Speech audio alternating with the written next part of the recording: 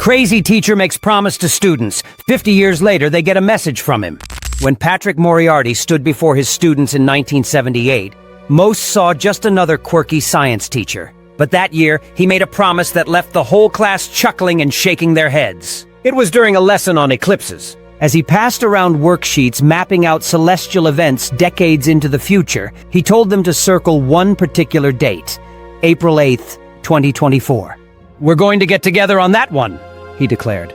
The students laughed. Most would barely remember the lesson the following week, let alone 46 years later. But they underestimated Mr. Moriarty. For every class he taught after that, he repeated the same vow. When the eclipse of 2024 came, he wanted his students back together to witness it.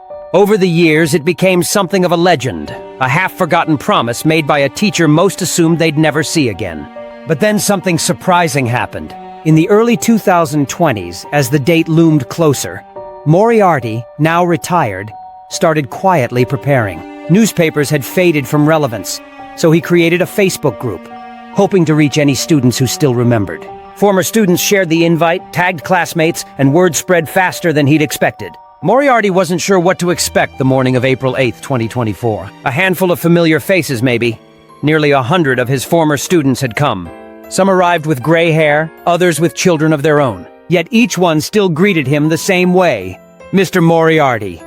He'd prepared for them, of course.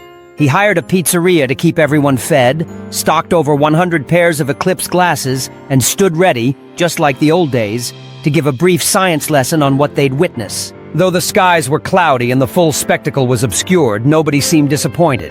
The real event was the reunion itself, a celebration not just of a cosmic phenomenon, but of a teacher who never forgot a promise.